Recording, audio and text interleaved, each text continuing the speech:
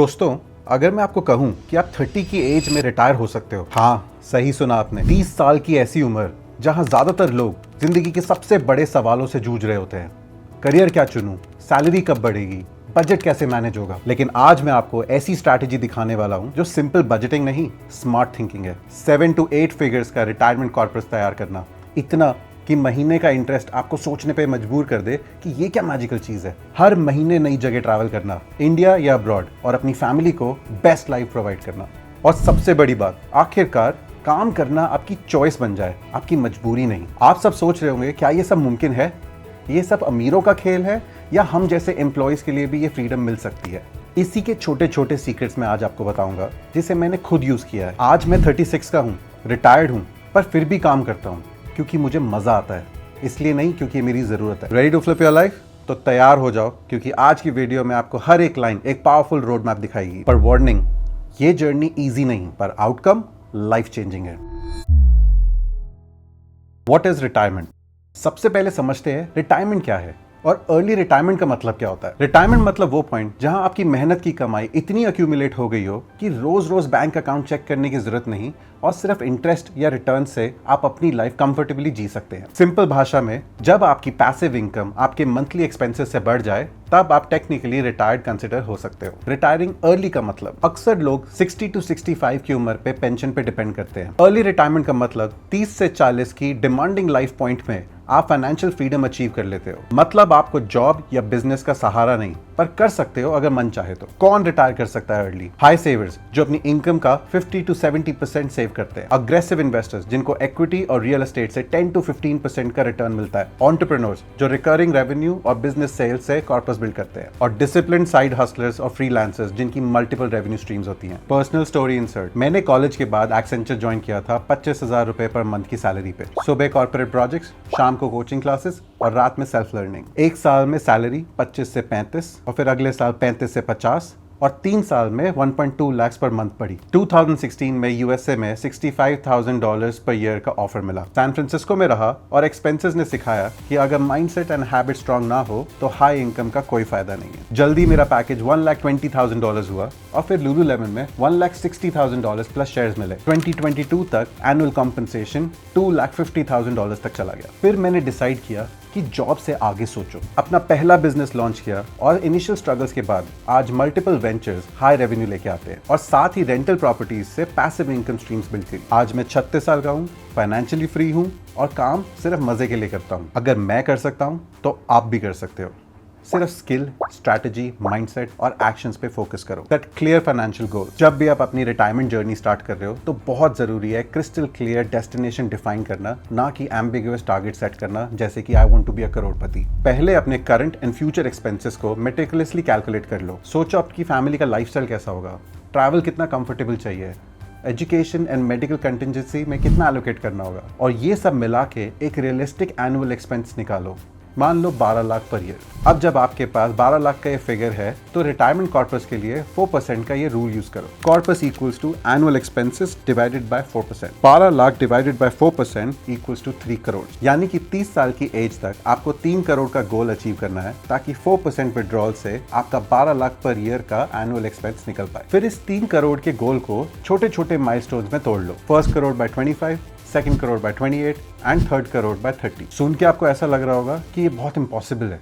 ये इंपॉसिबल नहीं है, पर टफ जरूर है। लेकिन अगर आपका गोल रिटायर होना 40 या 50 इयर्स में है तो ये अचीव करना और भी आसान हो सकता है। लिव बिलो योर मीन्स का कॉन्सेप्ट सिर्फ एक पॉपुलर मंत्रा नहीं, बल्कि वेल्दी रिटायरीज का सबसे बड़ा सीक्रेट है। जब आप 1 लाख रुपए पर मंथ कमाते हो तो उसमें आप मैक्सिमम 60 से 70 हजार रुपए ही खर्च करो और एटलीस्ट 30 to 40,000 डिसिप्लिन से सेव या इन्वेस्ट करो। लेकिन ये सिर्फ एक सैक्रिफाइस नहीं, एक माइंडफुल लाइफस्टाइल का हिस्सा है। मैंने खुद अपने इनिशियल वर्किंग ईयर्स पे ये रूल अप्लाई किया ताकि मैं सेविंग कर पाऊं और मैं कुछ 10 से 15 हजार रुपए महीना बचा पाऊं। ऐसा करने के लिए मुझे कुछ कॉम्प्रोमाइजेस भी करने पड़े। कैब्स की जगह पब्लिक ट्रांसपोर्ट यूज करी, बाहर जाके खाना खाने की बजाय होम कुक्ड मील्स और पॉटलॉक्स पे रिलाई किया। इससे बचत भी हुई और नेटवर्किंग भी बढ़ी। इस living below your means discipline का सबसे बड़ा फायदा ये है कि आप अपनी सेविंग्स रेट को हाईली बूस्ट कर सकते हो बिना अपनी क्वालिटी ऑफ लाइफ को डिस्टर्ब किए। Increase income streams. एक सिंगल इनकम सोर्स पे डिपेंड करना रिटायरमेंट की की रेस का सबसे बड़ा रिस्क है। मार्केट डाउनटर्न्स, जॉब लॉस और इंडस्ट्री चेंजेस कभी भी हो सकते हैं। अगर आपके पास सिर्फ एक ही सैलरी है तो आप वल्नरेबल हो। तो एक्स्ट्रा इनकम स्ट्रीम्स बनाने के लिए कुछ टिप्स मैं आपको देता हूँ। अपनी स्किल्स एंड इंटरेस्ट को एनालाइज करो। सोचो कि आप किस चीज में नेचुरली अच्छे हो। राइटिंग, डिजाइनिंग, टीचिंग, कोडिंग या फोटोग्राफी। जो स्किल्स आप ऑलरेडी एंजॉय करते हो उनको स्टेबलाइज एंड मोनेटाइज करना आसान होता है। मार्केट डिमांड रिसर्च करो।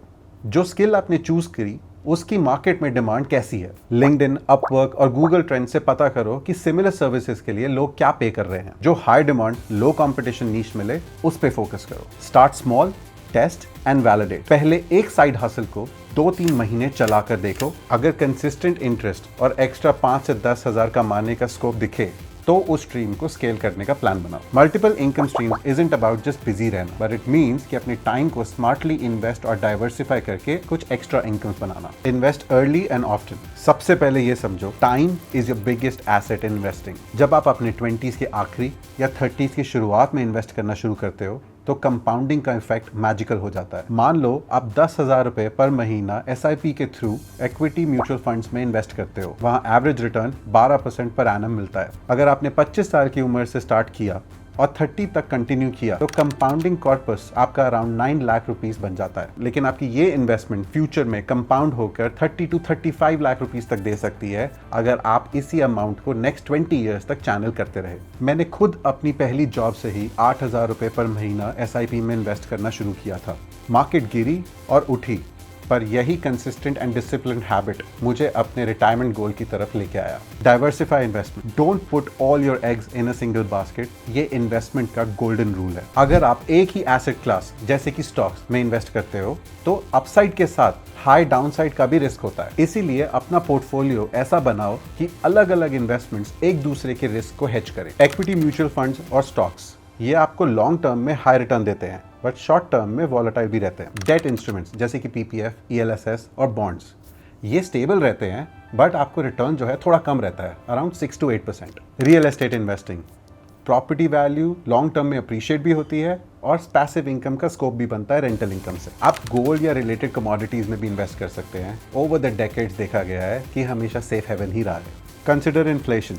इन्फ्लेशन यानी कि महीने साल के साथ साथ खर्चा बढ़ना, ये रिटायरमेंट प्लानिंग का सबसे अंडर एस्टिमेटेड फैक्टर है। अगर आज आप अपने एक्सपेंसेस 50,000 रुपए पर महीना अज्यूम करते हो तो लगभग 10 साल में 6 से 8% इन्फ्लेशन के साथ ये 89,000 पर मंथ तक हो जाएगा। तो इसका ध्यान रखते हुए आपको 2 चीजें करनी है। Inflation beating assets. Equity mutual funds, real estate, commodities ये आपको 8 to 12% नॉमिनल रिटर्न देकर 4 to 6% net inflation adjusted return दे सकती है। Regular review. हर साल अपने प्रोजेक्टेड एक्सपेंसेस को इन्फ्लेशन रेट से एडजस्ट करो। अगर आपने 12 लाख एनुअल एक्सपेंसेस अज्यूम किए थे 25 साल की एज में और 4% इन्फ्लेशन अज्यूम किया तो वो 4 साल बाद 13.9 लाख बन जाएगा। कॉर्पस फॉर्मूला बनाते वक्त 13.9 लाख डिवाइडेड बाय 4% यानी कि 3.45 करोड़ बन जाएगा, ना कि 3 करोड़। इस अप्रोच से आप ये इंश्योर करते हो कि आप अपने रिटायरमेंट के बाद भी अपनी लाइफस्टाइल मेंटेन कर पाओ बिना परचेजिंग पावर कम किए। Maintain an emergency fund. Retirement planning के बीच में 12 से 18 महीने तक का कैश बफर रखना मैंडेटरी है। Why 12 to 18 months?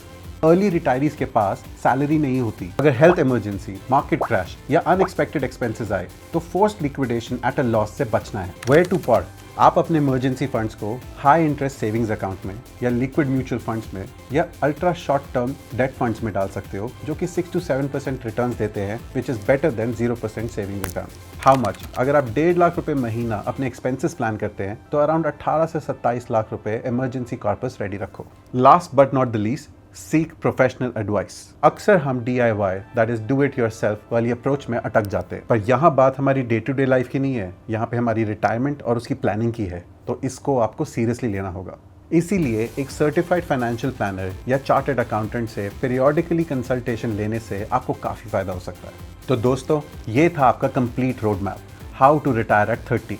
In pillars के दम पर आप 30 की उम्र तक फाइनेंशियल फ्रीडम पा सकते हो और उसके बाद काम करना आपकी चॉइस होगी, जरूरत नहीं। आज की वीडियो में इतना ही था। अगर आपको ये वीडियो पसंद आया तो लाइक करो और अपने फ्रेंड्स एंड फैमिली के साथ शेयर करो और सब्सक्राइब करो। मिलते हैं नेक्स्ट वीडियो में, तब तक के लिए keep dreaming big, plan smart and retire young.